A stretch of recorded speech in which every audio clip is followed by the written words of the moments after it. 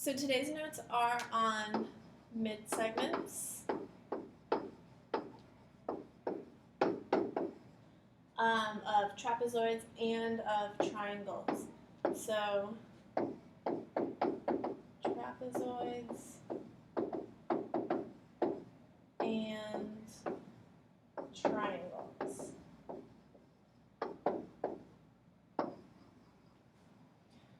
So when we talked about trapezoids, we already have discussed the midsegment of trapezoids. So let's go ahead and start with the trapezoid midsegments.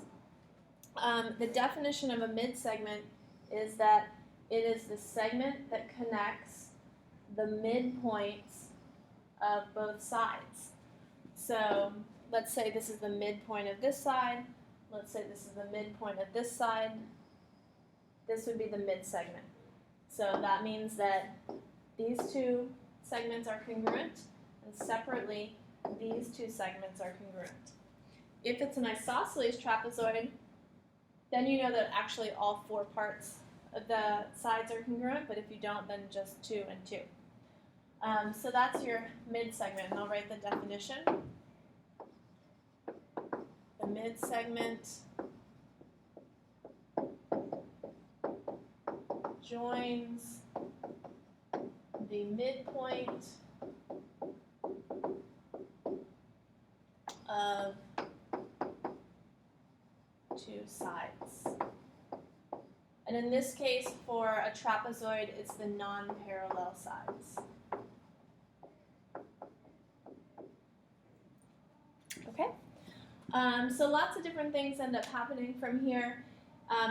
For example, one of the things that you can conclude is because you know these two are parallel, this third line is also parallel. And that ends up making this angle congruent to this angle because they're corresponding angles for parallel lines. And it also ends up that these angles are congruent because they're corresponding angles for parallel lines. Okay, and your homework just kind of applies those properties. Now, for triangles, triangles also have midsegments.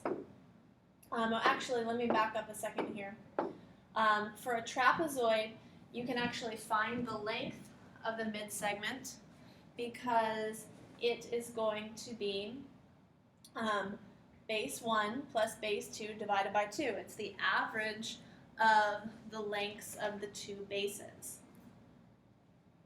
So let's see here. Let me write this down. Mid-segment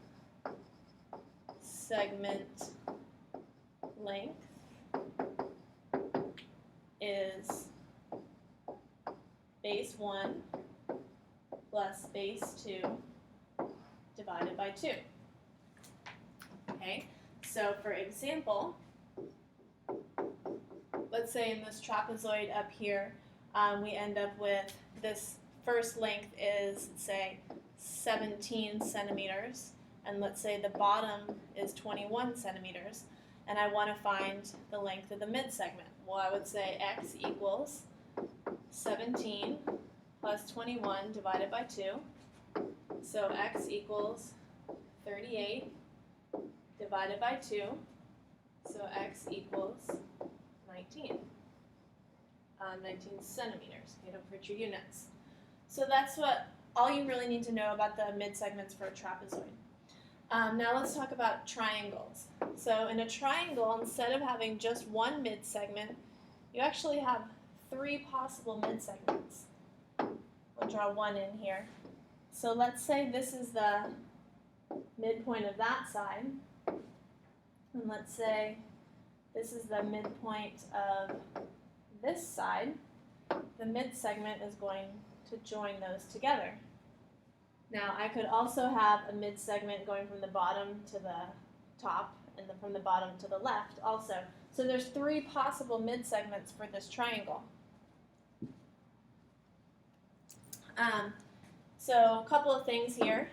The midsegment, so thing number 1 is midsegment in a triangle is parallel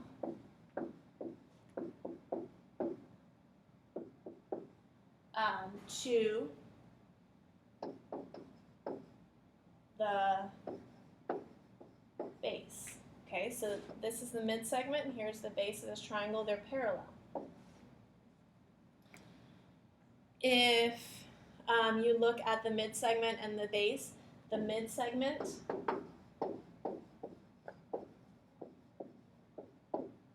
the length of it is 1/2 of the base length. So for example there, let's say that the base measures 10 feet, and I want to know what the midsegment measures. Well, I know x equals 1/2 of the base, so 1/2 of 10, so x equals 5 feet here.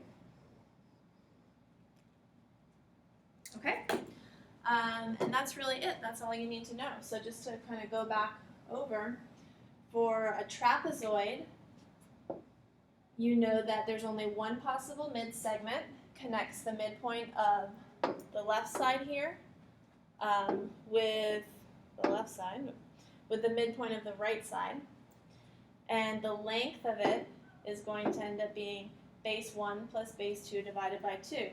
And the bases are these segments on the bottom and the top. Gave you an example there. Now for a triangle, there's actually 3 possible midsegments. I drew in one connecting the left side to the right side. I could have another connecting the bottom to the right, or another one connecting the bottom to the left. But basically 2 properties here. First, the midsegment's parallel to the base. And then we also know that the length of the midsegment is 1/2 of the base. And I gave you an example here. Okay? So you should be able to do your homework now.